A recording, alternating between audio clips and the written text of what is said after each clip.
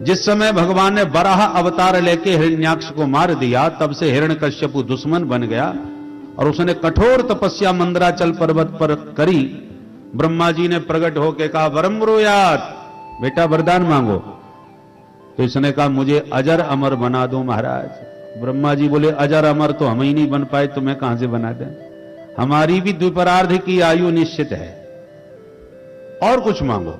तब तो इस दैत्य ने अनेक वरदान मांग डाले, न भीतर मरू, न बाहर, न ऊपर, न नीचे, न दिन में, न रात में, न अस्त्र से, न शस्त्र से, न मनुष्य से, न जानवर से, आपकी बनाई हुई सृष्टि में किसी प्राणी से न मरूं, 12 महीने से किसी महीने में न मरूं।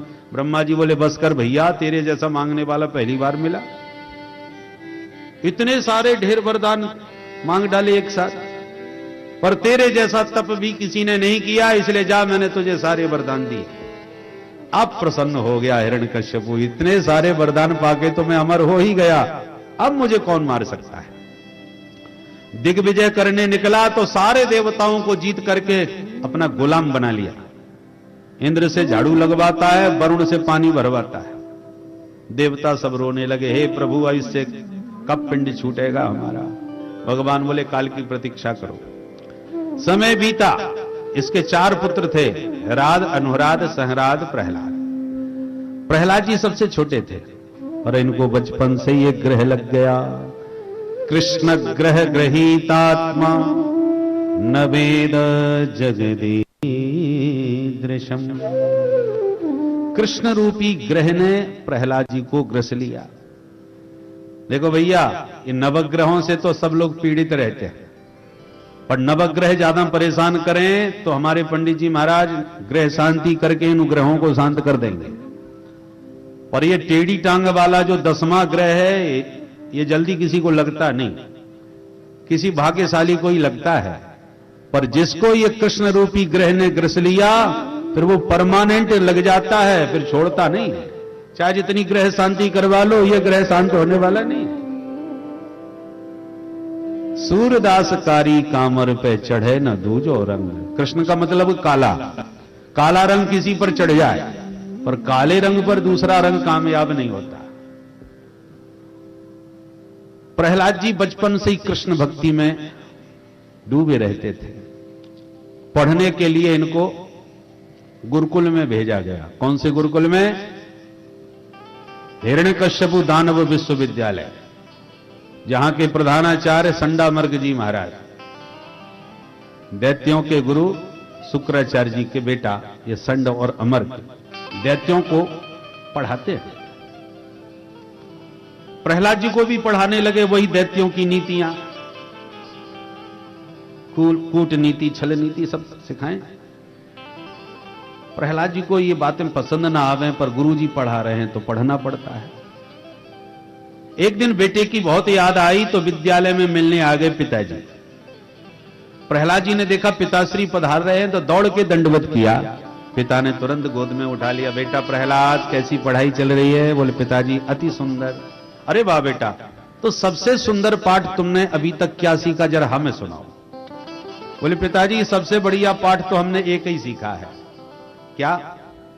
तत्साधु मन्ये सुरवन्य देहिना सदा समुद्विग्न दिया मसद्गृहात् हित्वात्म पातम गृह मंधकूपम वनम गतो यत् हरिमाश्रयेत। पिताजी सबसे उत्तम विद्या एक ही है, ये घर गृहस्थी का जो अंधकुआ है, जो इसमें गिर चुके हैं, वो बुद्धिमानी से कुशलता पूर्वक इससे कुएं से बाहर निकलें और नितांत एकांत में शांत बैठ के हरि का भजन करें।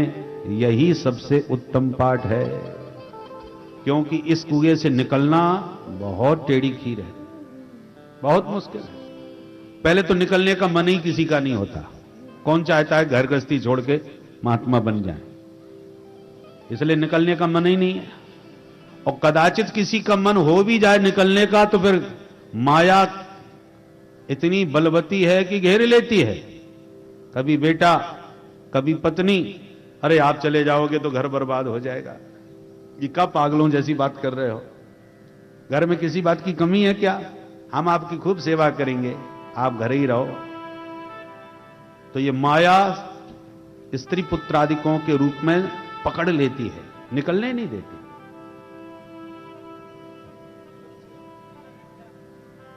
इसलिए बहुत मुश्किल है इस कुएं से निकलना। बुद्धिमान वही है जो बनम गतो यद हरिमाश्रयेत।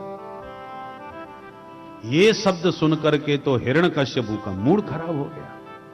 ये प्रहलाद कैसी बकवास कर रहा है।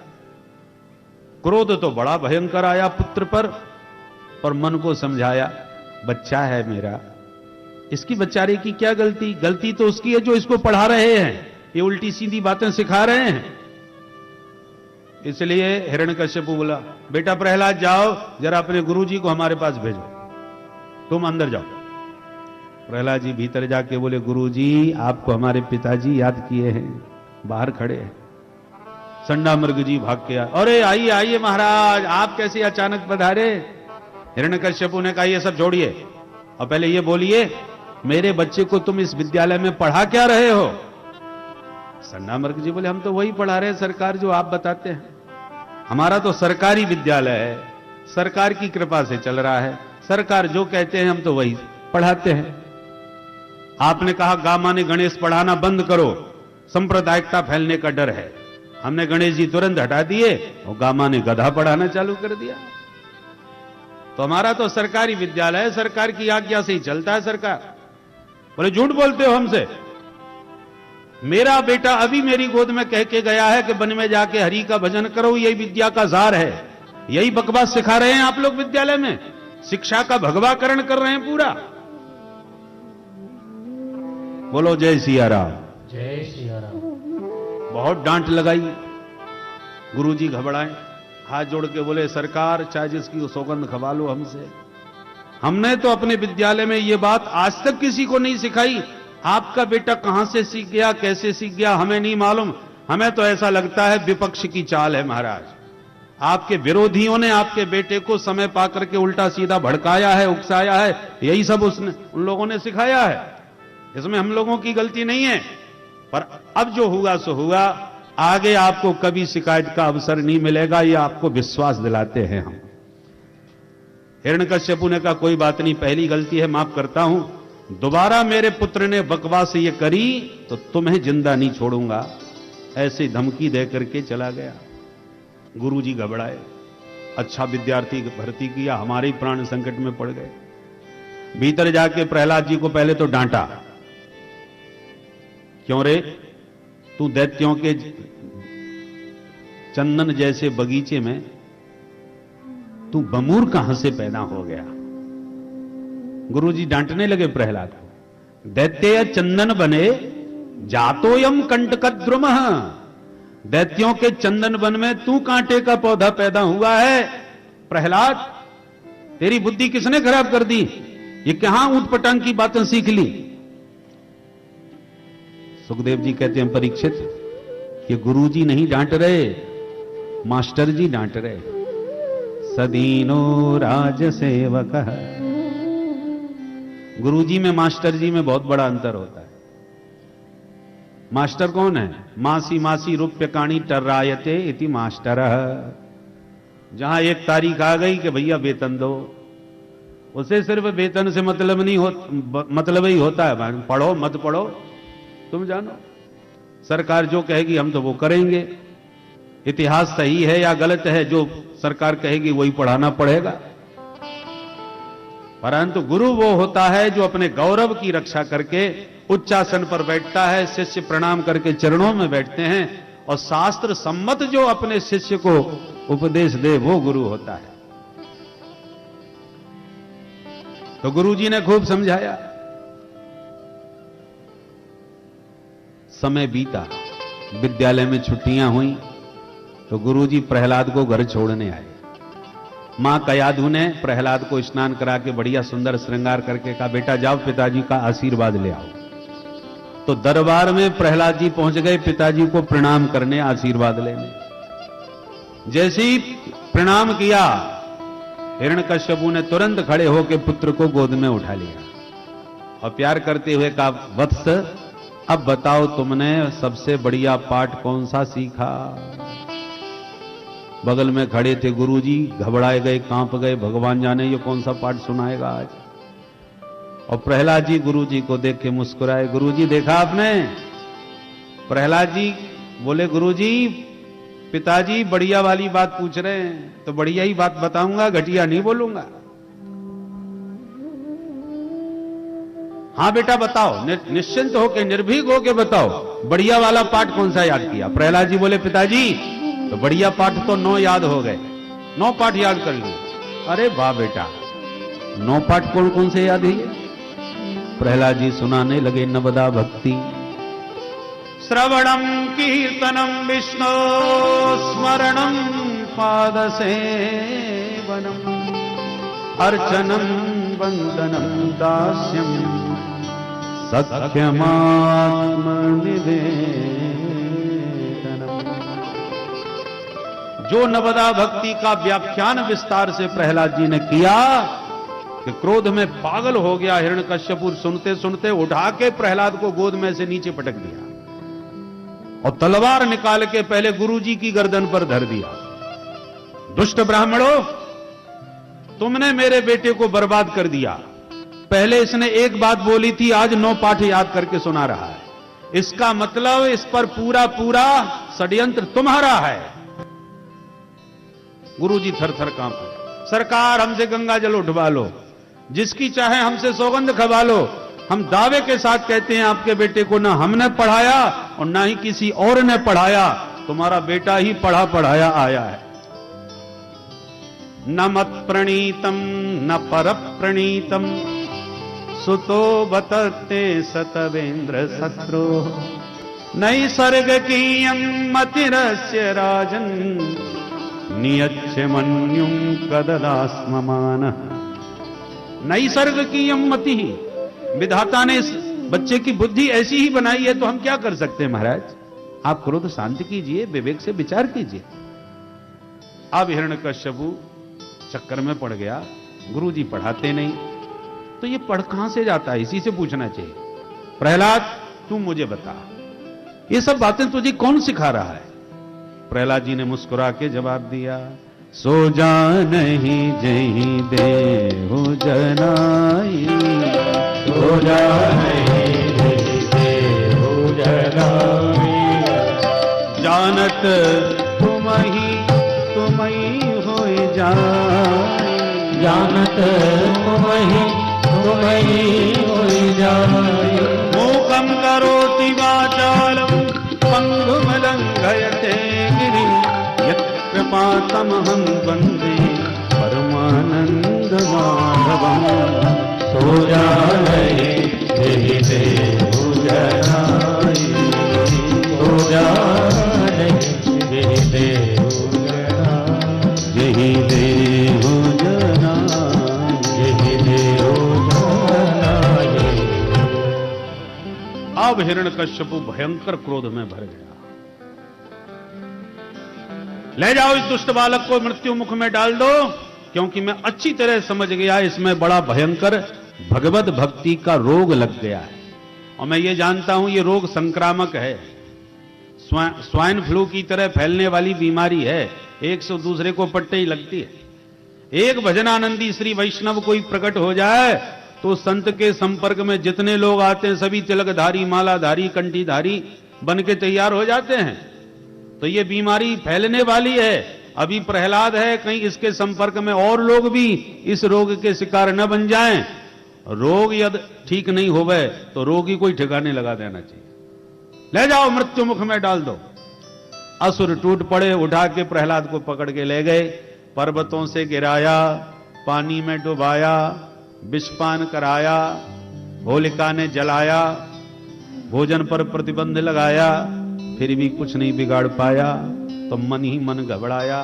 संडामर्क जी ने आके तब समझाया कि राजन बच्चा है, आप परेशान मत होइए, समय पा करके इसके विचार बदल जाएंगे, थोड़ा समय और हमें मिल जाए, हम इसको सुधार देंगे। बच्चा है, देखो कोमल लकड़ी हो, हरी लकड़ी हो, इधर उधर मुड़ जाती है, एकदम सूख जाए फिर नहीं मुड़ती, फिर तो टूट जाती है। तो अभी बच्चा है, सुधर जाएगा। अच्छा तो ले जाओ। गुरुजी पकड़ के फिर ले आए विद्यालय में, परंतु इन पर कहां किसी का रंग चढ़ने वाला था। कृष्ण रंग में रंगे हुए थे पूरी तरह। एक दिन गुरुजी चले गए बाजार, मिला मौका विद्यार्थियों को खेलने का, सो निकल पड़े खेलने। प्रहलाद जी को मिल गया अवसर, सारे विद्यार्थी बुला लिए, आओ आओ मित्रों, एक नया खेल सिखाता हूं। सारे विद्यार्थी आ गए। हां प्रहलाद बताओ। प्रहलाद जी बोले चलो आज आंख मिचौनी खेल है। एक बोला ये तो बहुत पुराना खेल है। प्रहलाद जी बोले अच्छा बताओ, पुराना है तो कब से ये खेल प्रारंभ हुआ, किसने प्रारंभ किया? बोले ये तो हम इतिहास नहीं जानते कुछ, पर खेल बहुत पुराना है ये हम जानते हैं।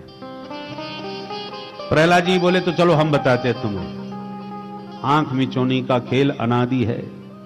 दो मित्र हैं, जीवात्मा और परमात्मा, दोनों आपस में बोले चलो आंख मिचौनी खेले। ठीक है, तो पहले कौन छुपेगा? आंख मिचौनी तो सबने खेली होगी। एक छुपता है, दूसरा ढूंढता है। तो पहले कौन छुपे? जीवात्मा बोले प्रभु हम छुपेंगे, आप हमें ढूंढिए।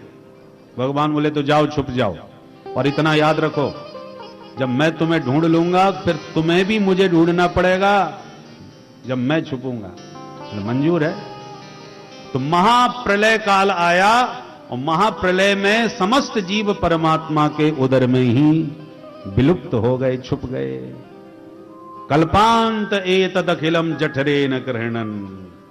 भगवान के पेट में महाप्रलय काल में सभी जीव जंतु समा जाते हैं, और प्रलय के बाद भगवान ने फिर एक एक जीव को उसके पूर्व एक एक कर्म के अनुसार ढूंढ ढूंढ करके जगत में जन्म देना चालू कर दिया, और कर्मानुसार सबको अलग अलग देह प्रदान की। 84 लाख योनियों में सभी जीवों को ढूंढ निकाला। भगवान बोले हमने तुम सबको ढूंढ लिया, अब इसी जगत में हम भी कण कण में छुपे बैठे हैं, तुम हमको ढूंढ के बता दो। और जो जीव जिस दिन जगत में छुपे जगदीश को जान जाएगा, उसी दिन उसका जन्म मरण का खेल हमेशा के लिए खत्म हो जाएगा।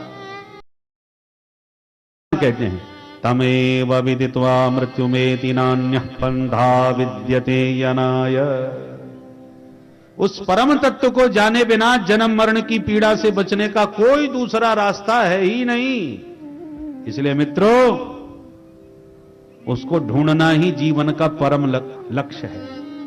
खाना पीना सोना ये तो देह धर्म है, शरीर यात्रा के साधन हैं। बाकी मनुष्य जीवन का परम लक्ष्य तो वो जगत में छुपे जगदीश को जानना है। जीवस्य तत्व जिज्ञासा। और ये मत सोचना बुढ़ापे में बैठ के माला लेके फिर भजन करके जान लेंगे। अरे बुढ़ापा आएगा किसने देखा? कोई गारंटी कार्ड है तुम्हारे पास कि 100 साल तक ही जिंदा रहोगे?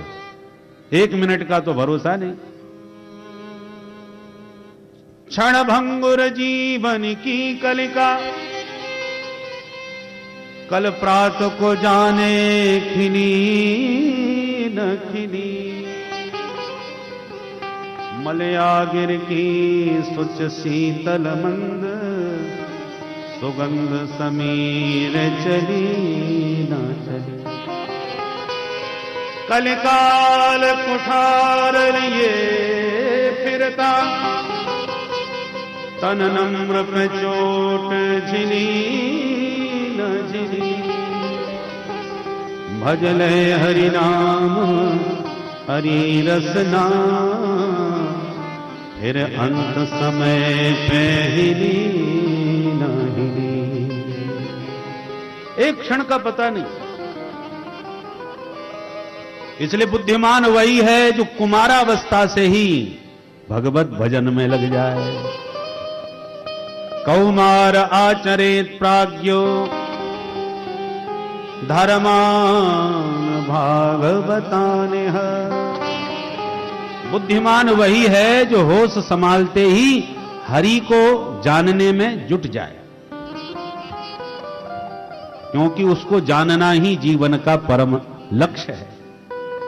बुढ़ापे के भरोसे मत रहना। विद्यार्थी बोले प्रहलाद, हमने तो ऐसा ही सुना है कि जो बुढ़े हो जाते हैं वो बैठे बैठे माला सटकाने लग जाते हैं। हमारी उम्र तो मौज मस्ती की, खेलने कूदने की है, तुम अभी से भजन की बात कर रहे हो, सिखा रहे हो। प्रहलाद जी बोले मित्रों ये बताओ तुम अपनी उम्र कितनी मानते हो? बोले 100 साल। बोले चलो हमने भी मान ली तुम 100 साल जिंदा रहोगे, पर रात तो सोने में ही बिता देते हो ना। इसका मतलब तुम्हारी आधी उम्र सोने में गई, 50 साल सोने में गए। अब प्रारंभ की अबोध अवस्था में ज्ञान कुछ होता नहीं, और 20 वर्ष की उम्र अज्ञानता में मौज मस्ती में ही तुमने लुटा दी, सो बचे 30। अब 80 के बाद के जो 20 वर्ष हैं उनको पहले ही निकाल दो हिसाब से, क्योंकि 80 के बाद पहले तो बचोगे नहीं, और बच भी गई तो कुछ का मतलब के रहोगे नहीं। शरीर में इतनी समस्याएं खड़ी हो जाएंगी कि उन समस्याओं को ही निपटाने में 24 घंटे लगे रहोगे, भजन के लिए फुर्सत कहां होगी तुम्हारे पास। तो जिंदगी जब तक रहेगी फुर्सत न होगी काम से, कुछ समय ऐसा निकालो प्रेम कर लो राम से। प्रहलाद जी से मित्रों ने कहा, प्रहलाद भैया बात तो बड़ी जोरदार कहता है, पर जो हमारे गुरुजी ने आज तक कभी नहीं सिखाया वो तू कहां से सीख गया भैया प्रहलाद? ये हमारी समझ में नहीं आता। वही गुरुजी तुम्हारे, वही हमारे, वही विद्यालय तुम्हारा, वही हमारा, तो तुम कहां से सीखे? प्रहलाद जी बोले सुनो, जब मैं मां के पेट में था तो हम दैत्यों के ऊपर देवताओं ने आक्रमण कर लिया और मेरी मां को बंदी बना दिया। प्रहलाद जी कहते हैं मैं अपनी मां के पेट में था और देवराज इंद्र ने आक्रमण करके मेरी मां का हरण कर लिया। मेरी मां खूब रोने लगी, बचाओ बचाओ। इतने में देवर्षि नारद सामने आ गए। उन्होंने इंद्र को बहुत डांटा, तुम्हें शर्म नहीं आती? देवताओं के राजा हो और एक गर्भवती स्त्री का अपहरण कर रहे हो। इंद्र ने कहा महाराज माफ कीजिए, मेरे मन में इस देवी के प्रति कोई कुभाव नहीं है। मैं तो इसलिए पकड़ के ले जा रहा हूं कि एक हिरण्यकश्यप से तो हम वैसे ही परेशान हैं, अब इसका एक बेटा और होने वाला है, वो भी आतंक फैलाएगा। तो मैं सोचता हूं कि इस देवी के गर्भ का जन्म होते ही इसे मार डालूं, इसके बच्चे को मार दूं और इसे छोड़ दूंगा। नारद जी बोले ये तुम्हारा बहुत बड़ा भ्रम है देवराज इंद्र, क्योंकि मैं दिव्य दृष्टि से देख रहा हूं इस देवी के गर्भ में कोई परम भागवत परम वैष्णव बैठा हुआ है। तुम तो क्या, इसका कोई कुछ नहीं बिगाड़ सकता। सोई इंद्र मेरी मां को प्रणाम करके चला गया। प्रहलाद जी कहते मित्रों, मेरी मां ने नारद जी के चरण पकड़ लिए। नारद जी ने एक आश्रम में मेरी मां को आश्रय दिया और बहुत बढ़िया उपदेश देते रहे और कहा देवी जब तक तुम्हारे पति तपस्या करके नहीं लौटते तब तक तुम आश्रम में पूर्णतः सुरक्षित हो, किसी से डरने की आवश्यकता नहीं।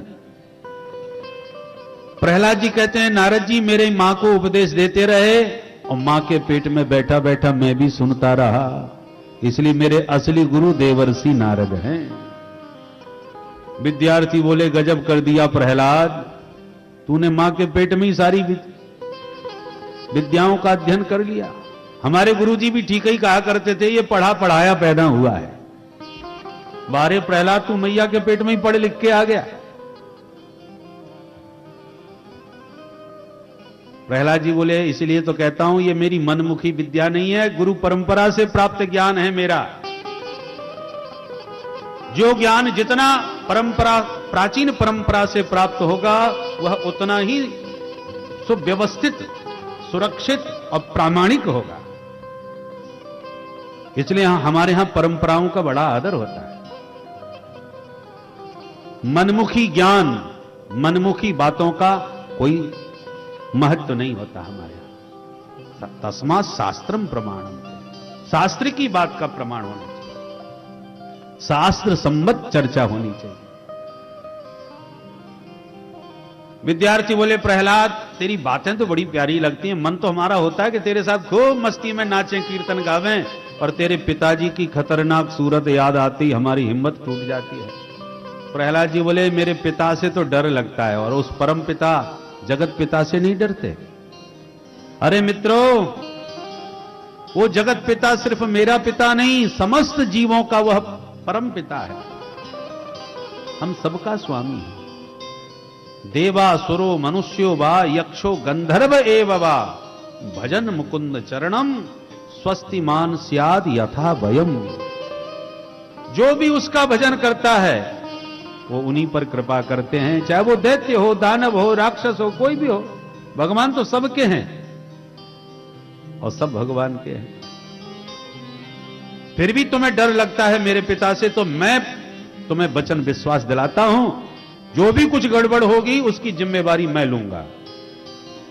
तुम एक बार मेरे साथ मेरे प्रभु का नाम कीर्तन गा के देखो, कितना आनंद आता है। विद्यार्थी आप उसमें बोले अब जो होगा सो देखा जाएगा, प्रहलाद हम तेरे साथ। आज गुरुजी भी विद्यालय में नहीं है, मौका बहुत बढ़िया है, चलो कीर्तन करते हैं। अब प्रहलाद जी के मित्र जितने बैठे हैं वो तो ताली बजा के मस्ती के साथ मेरे साथ गाएं, और हिरण्यकश्यपु का कोई मित्र बैठा हो तो हम जो उससे जबरदस्ती क्यों गमाए, उसकी मर्जी हो, गाए न गाए।